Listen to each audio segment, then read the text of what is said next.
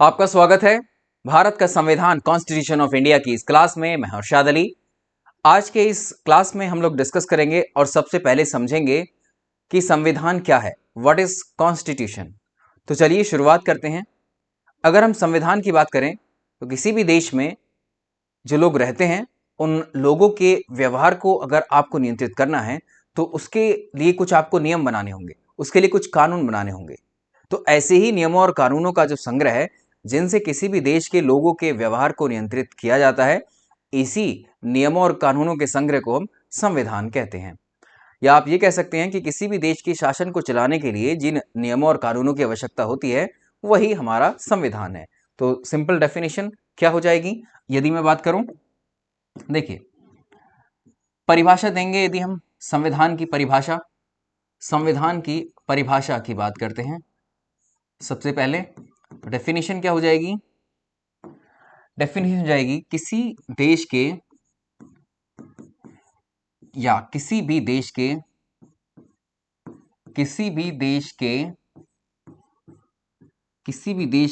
शासन को चलाने के लिए किसी भी देश के शासन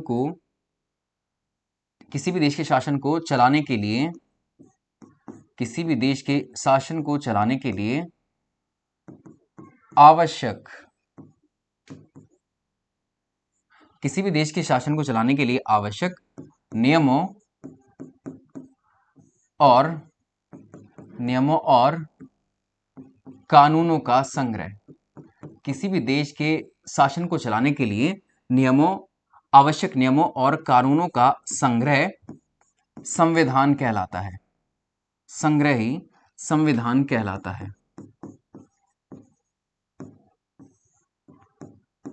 संविधान कहलाता है। ठीक, तो ये क्या हुआ? Basic law document of a country. इसको हम क्या कह सकते हैं? Basic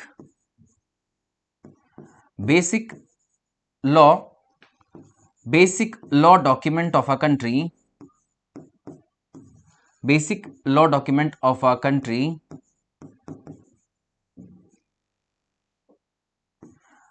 by which a country is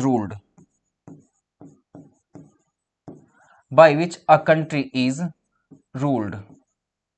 तो ये क्या है? देखिए, किसी भी देश के शासन को चलाने के लिए कुछ नियमों की आवश्यकता होगी, कानूनों की आवश्यकता होगी। इन्हीं नियमों और कानूनों का जो संग्रह है, कलेक्शन है, वही संविधान कहलाता है। शासन चलाने का मतलब है कि लोगों के व्यवहार को नियंत्रित करना। ठीक, और ये हम तभी कर सकते हैं जब हमारे पास कुछ नियम होंगे। नियम आपने बना दिए और उन नियमों को लागू कर दिया। नियमों का पालन अगर नहीं हुआ तो इसके लिए आप एक तरीके से क्या होगा? नियमों का विरोध माना जाएगा, अर्थात नियमों को अगर पालन नहीं किया जा रहा है तो उनको दंड का विधान भी है। क्लियर? तो किसी भी देश के शासन को चलाने के लिए जिन नियमों और कानूनों का जो संग्रह है, ठीक है, तो किसी भी देश के शासन को चलाने के लिए आवश्यक नियमों और कानूनों का जो संग्रह है वो सिंपली हमारा संविधान है। संविधान की डेफिनेशन हो गई। अगर हम बात करें तो संविधान में नियम और कानून लिखे हैं। तो संविधान में क्या है? संविधान में सिद्धांत दिए हुए हैं। ठीक, तो संविधान क्या है? एक सैद्धांतिक पक्ष है। संविधान एक सैद्धांतिक पक्ष है, थ्योरेटिकल एस्पेक्ट है। संविधान एक सैद्धांतिक पक्ष है। ठीक, तो संविधान एक कॉन्स्टिट्यूशन में क्या है? थ्योरेटिकल है ये। ठीक है, संविधान क्या है? एक सैद्धांतिक पक्ष है, तो ये एक थ्योरेटिकल एस्पेक्ट है। ठीक, ये एक थ्योरेटिकल एस्पेक्ट्स हुआ। तो संविधान एक सैद्धांतिक पक्ष है। अब मान लो संविधान में हमने नियम लिख दिए हैं। संविधान के अंतर्गत हमने बता दिया है कि ये हमारे नियम होंगे। संविधान के अंतर्गत हमने क्या बता दिया है? ये सैद्धांतिक पक्ष है। ठीक है, संविधान क्या है? एक सैद्धांतिक पक्ष है। इसमें नियम लिखे हुए, संग्रह लिखे हुए, लेकिन इनको अभी तक लागू नहीं किया गया है। इसमें अभी तक इनको लागू नहीं किया गया है। जब हम किसी भी देश में या किसी भी क्षेत्र पर, किसी देश में या किसी क्षेत्र पर जब हम संविधान को लागू कर देते हैं, जब हम किसी देश पर संविधान को लागू कर देते हैं, मान लीजिए हमने संविधान बनाया और संविधान को हमने भारत में लागू कर दिया। ठीक, संविधान को हमने कहाँ लागू कर दिया? भारत में, किसी क्षेत्र में। तो जब हम संविधान को लागू करेंगे, लागू करने के क्रम में जो भी मुद्दे उभर करके आएंगे, ठीक है, जो प्रैक्टिकल चीजें हमें व्यवहारिक चीजें नजर आएंगी इसको लागू करने के बाद, वो कहलाएगा राज व्यवस्था। तो एक प्रकार से अगर आप देखें, लागू करने के बाद जो संविधान का व्यवहारिक रूप है वो कहलाता है राज व्यवस्था। ठीक है, वो कहलाता है राज व्यवस्था यानी पॉलिटी।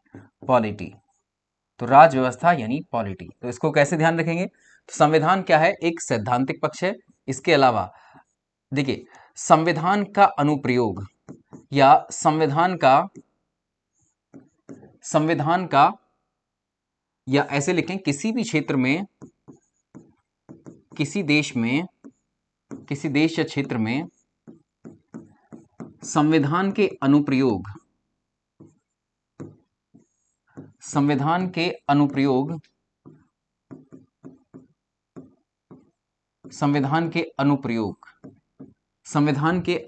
को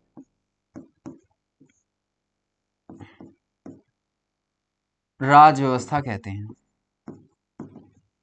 संविधान के अनुप्रयोग को राज व्यवस्था कहते हैं।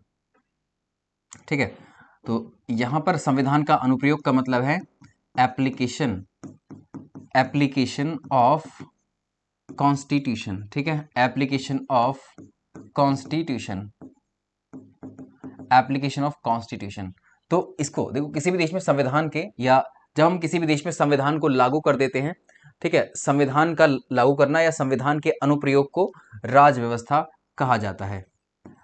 इसके अनुप्रयोग को राज व्यवस्था कहा जाता है। संविधान के अनुप्रयोग को राज व्यवस्था कहा जाता है। जैसे कहते हैं हमने भारत का संविधान भारत में लागू कर दिया, तो क्या कहलाएगा? भारतीय राज व्यवस्था, इंडियन पॉलिटी। क्लियर? तो एक चीज यहां से निकल करके आई। तो राज व्यवस्था क्या है? राज व्यवस्था व्यवहारिक पक्ष है। क्या है ये? प्रैक्टिकल एस्पेक्ट है, व्यवहारिक पक्ष है। व्यवहारिक पक्ष है, ये व्यवहारिक पक्ष है, यानी ये क्या है? प्रैक्टिकल एस्पेक्ट है। ये एक प्रैक्टिकल एस्पेक्ट है, ये व्यवहार में हमें होता दिखेगा। ठीक, संविधान लागू होता हुआ जब हमें नजर आता है तो यही इसका प्रैक्टिकल एस्पेक्ट होता है। तो ये हो गया, दिस इज ऑल अबाउट संविधान, कॉन्स्टिट्यूशन। और हम बात कर रहे हैं किसकी? पॉलिटी की। तो दो टर्म्स हमने अभी यहाँ पर क्लियर किए हैं, इनको आप नोट डाउन करिए, फिर आगे बढ़ेंगे हम लोग।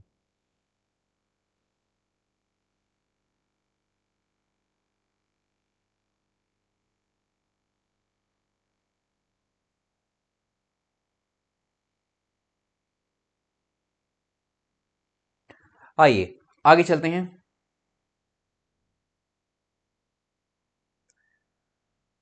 तो संविधानों को अगर हम देखें, संविधान जो होता है वो दो प्रकार का होता है। संविधान कैसे कैसे हो सकते हैं?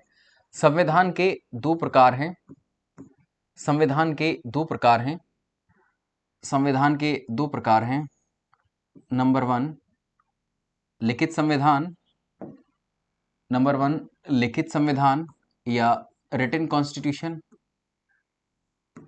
लिखित संविधान या रिटन कॉन्स्टिट्यूशन, इसको हम बोलते हैं रिटन कॉन्स्टिट्यूशन।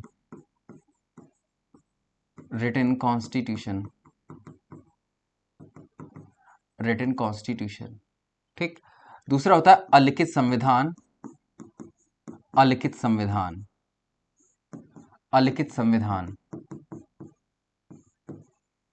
Unwritten constitution. ठीक, तो इसको लिखेंगे हम अनरिटन कॉन्स्टिट्यूशन। ठीक है, लिखित संविधान क्या है और अलिखित संविधान क्या है? देखिए, अगर हम बात कर रहे हैं संविधान की, तो नियमों और कानूनों का संग्रह है, और जब इन नियमों और कानूनों के संग्रह को आप लिपिबद्ध करके किसी एक दस्तावेज में लिख देते हैं, ठीक, इन नियमों और कानूनों को जब आप लिपिबद्ध करते हैं, ठीक है, जब आप उनको लिख देते हैं तो ये कहलाता है रिटन कॉन्स्टिट्यूशन। ठीक, तो रिटन कॉन्स्टिट्यूशन कौन कौन से देश का है? जैसे हम देखें, भारत, हमारे देश का संविधान क्या है? लिखित संविधान है। ठीक है, जब ऐसे लिख लेंगे, जब संविधान को लिपिबद्ध किया हो, जब संविधान को जब संविधान को जब संविधान को लिपिबद्ध किया गया हो, जब संविधान को लिपिबद्ध किया गया हो, यानी जब उसको लिखा गया हो,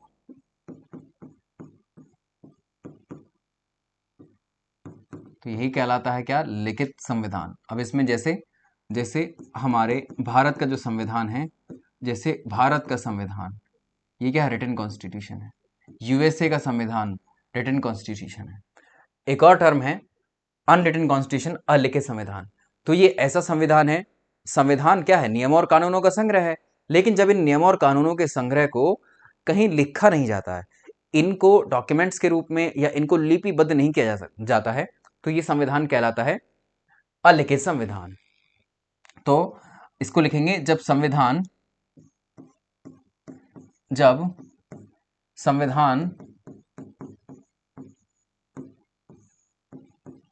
को लिपिबद्ध ना किया गया हो, लिपिबद्ध नहीं किया गया हो, जब संविधान को लिपिबद्ध ना किया गया हो, जब संविधान को लिपिबद्ध ना किया गया हो, मौखिक परंपराओं, अब जिस देश में संविधान लिखा नहीं गया तो फिर कैसे चलेगा? तो देखो, देशों में बहुत सारी मौखिक राजनीतिक परंपराएं चलती हैं। तो मौखिक राजनीतिक परंपराओं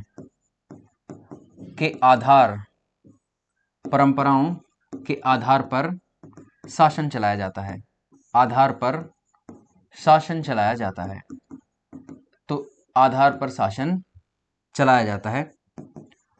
चलाया जाता है, तो ऐसे संविधान कहलाते हैं अनरिटन कॉन्स्टिट्यूशन। और कौन से हैं? अब कौन सा देश है?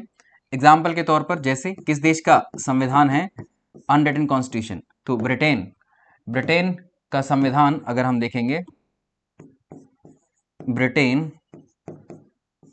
का संविधान वो क्या है? अनरिटन है, या ब्रिटेन ही सिंपल कर दो, ठीक है, ब्रिटेन, या सिंपली अब तो यूके है, यूनाइटेड किंगडम। तो इसका संविधान क्या है? अनरिटन कॉन्स्टिट्यूशन है, ये अनरिटन कॉन्स्टिट्यूशन है। ठीक, ये समझ में आया आपको? चलिए, यहां तक क्लियर है? आगे बढ़ते हैं हम लोग। सारे टर्म्स आपको क्लियर हो जाएंगे, बस आप थोड़ा सा वेट करेंगे।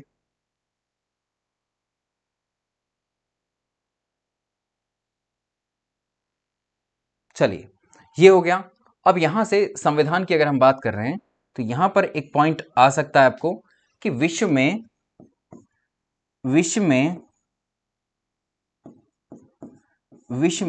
प्रथम लिखित संविधान किसका था? विश्व में प्रथम लिखित संविधान, विश्व में प्रथम लिखित संविधान किसका था? World's first written constitution, world's first written constitution किसका हुआ? ध्यान रखेंगे, अमेरिका का। तो इसका उत्तर हो जाएगा अमेरिका, यानी यूएसए का, यूनाइटेड स्टेट्स ऑफ अमेरिका। इसमें एक प्रश्न और आता है, ये लागू कब हुआ? 4 मार्च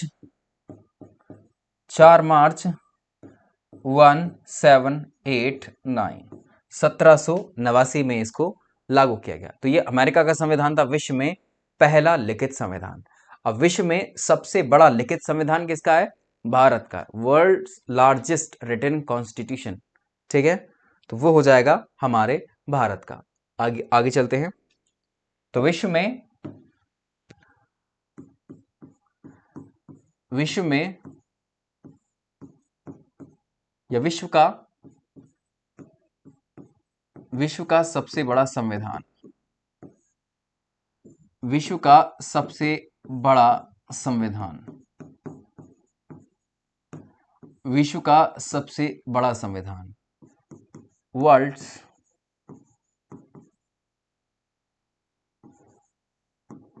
लॉन्गेस्ट कॉन्स्टिट्यूशन कह लीजिए,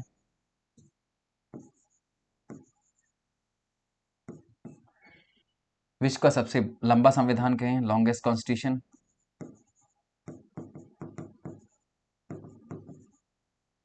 तो वो हो जाएगा भारत, वो हो जाएगा भारत, भारत अर्थात इंडिया।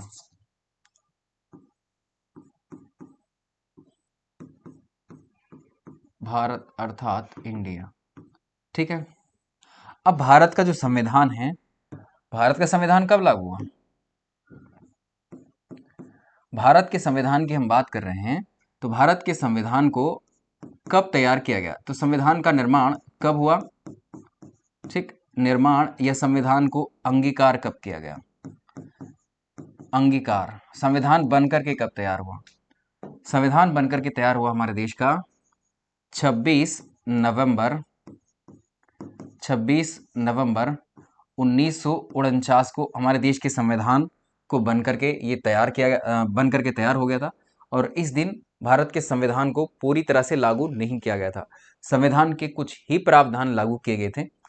अब वेट किया जा रहा था। देखिए, इतिहास में एक तिथि है, इतिहास में, ठीक, 1929 में, ठीक, 1929 का कांग्रेस का एक अधिवेशन हुआ था, कांग्रेस का लाहौर अधिवेशन, कांग्रेस का एक लाहौर अधिवेशन हुआ था, कांग्रेस का लाहौर अधिवेशन हुआ था, कांग्रेस का लाहौर अधिवेशन हुआ था। वर्ष था वो, कांग्रेस का जो लाहौर अधिवेशन हुआ था वो वर्ष था 1929। इस कांग्रेस के लाहौर अधिवेशन में,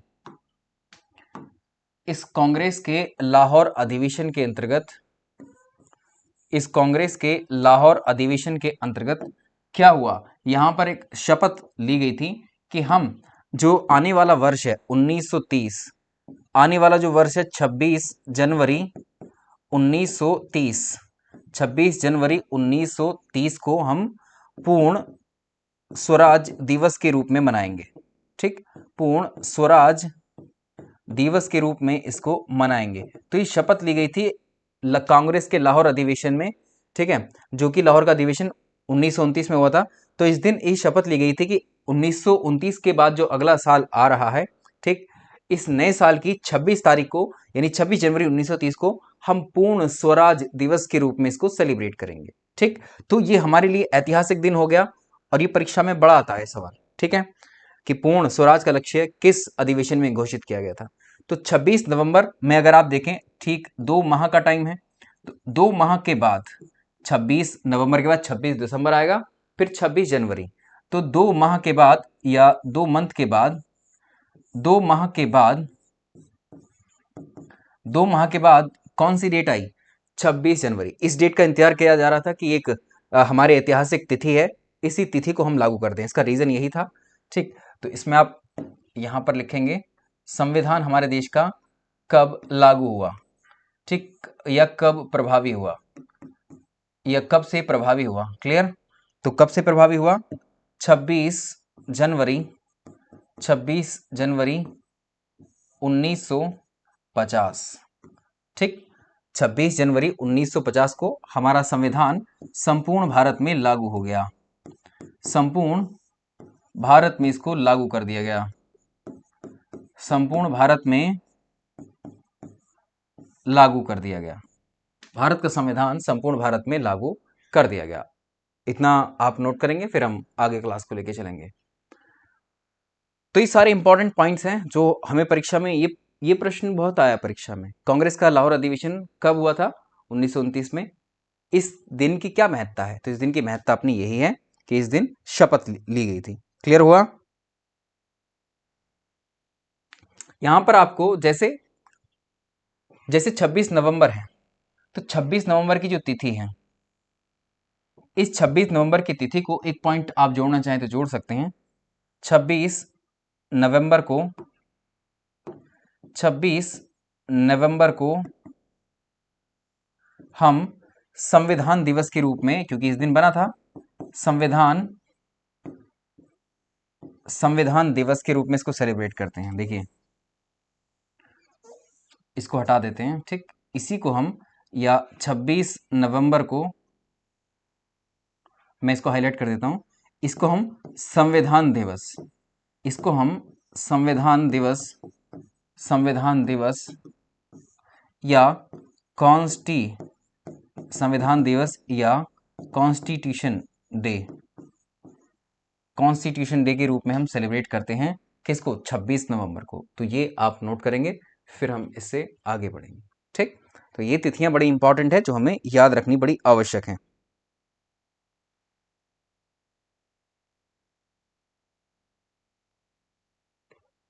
चलिए हम लोग आगे चर्चा करेंगे, आप लोग यहां तक का नोट कर लें, नोट हो जाए तो आगे बढ़ते हैं।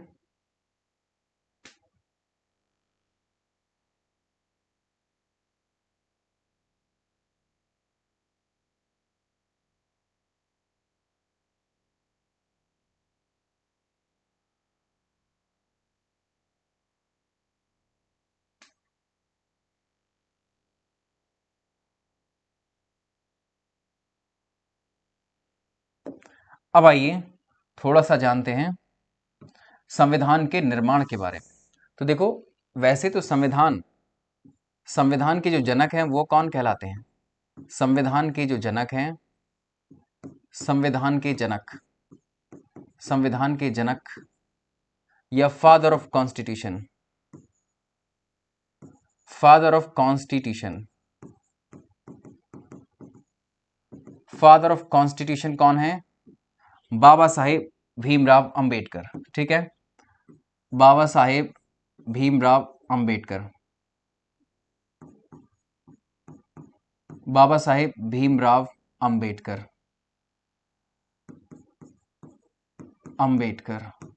क्लियर, ठीक। तो संविधान के पिता या जनक बाबा साहेब भीमराव अंबेडकर कहलाते हैं। तो बाबा साहेब से संबंधित अगर आपसे पूछें, यहां से कुछ इंपॉर्टेंट जानकारी परीक्षा में पूछी जाती है, वो जानकारी कुछ इस प्रकार से है। देखिए,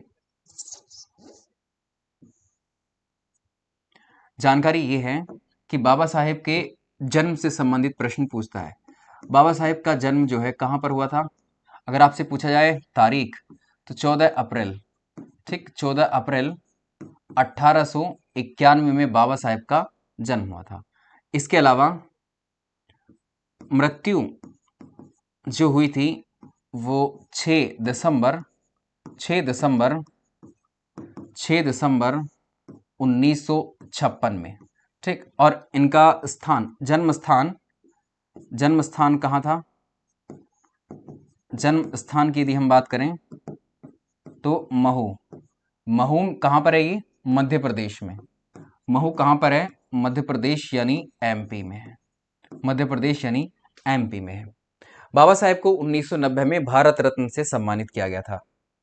1990 में बाबा साहेब को भारत रत्न से सम्मानित किया गया, भारत रत्न से सम्मानित किया गया, यानी उनको मरणोपरांत। चलिए यहां तक नोट करिएगा, फिर आगे बढ़ेंगे हम लोग।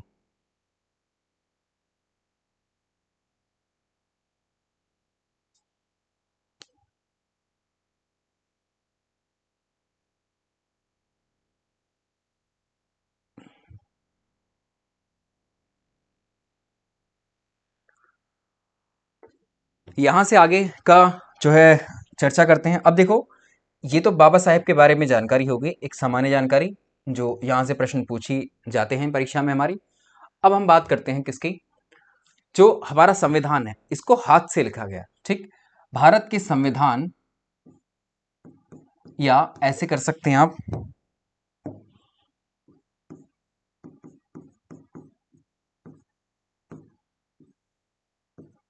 संविधान को, जो संविधान की, ऐसे करेंगे, जो संविधान की मूल प्रति है, यानी संविधान की जो ओरिजिनल कॉपी है, एक सेकेंड,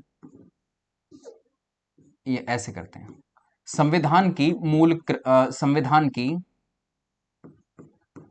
संविधान की मूल प्रति, संविधान की मूल प्रति, ओरिजिनल कॉपी, संविधान की मूल प्रति यानी ओरिजिनल कॉपी को या ओरिजिनल कॉन्स्टिट्यूशन, मूल प्रति को अगर आप देखेंगे, मूल प्रति को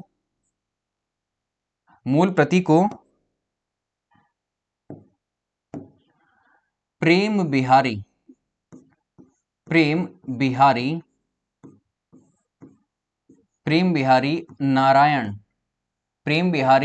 नारायण रायज़ादा, प्रेम बिहारी नारायण रायज़ादा के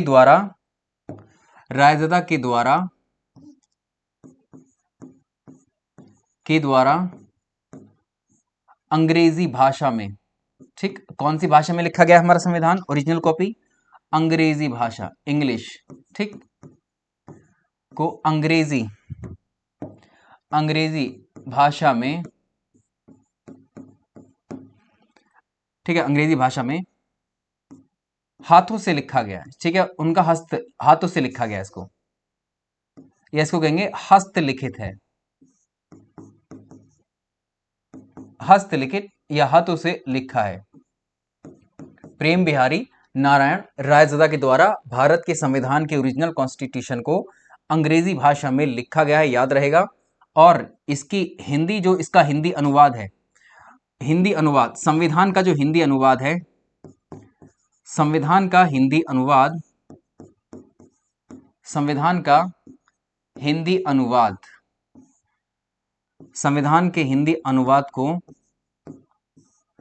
संविधान के हिंदी अनुवाद को, संविधान के हिंदी अनुवाद को वसंत कृष्ण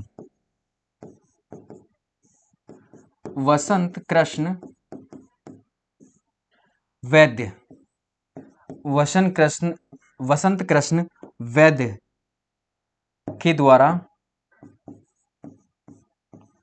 वसंत कृष्ण वैद्य के द्वारा लिखा गया है।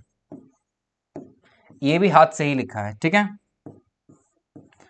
तो अगर आपसे पूछा जाए कि भारत के संविधान की मूल प्रतिलिपि अगर आप देखेंगे तो वो हिंदी में भी लिखी हुई है और अंग्रेजी में भी लिखी हुई है, ठीक है। हिंदी अनुवाद को वसंत कृष्ण वैद्य के द्वारा लिखा गया है। इतनी जानकारी आपके पास होनी चाहिए, ठीक है। तो यहाँ तक क्लियर हो गया होगा आपको सभी। तो आज के सेशन में हम यहीं तक डिस्कस करेंगे, बाकी आपसे मुलाकात होगी अगले सेशन में। Thank you so much.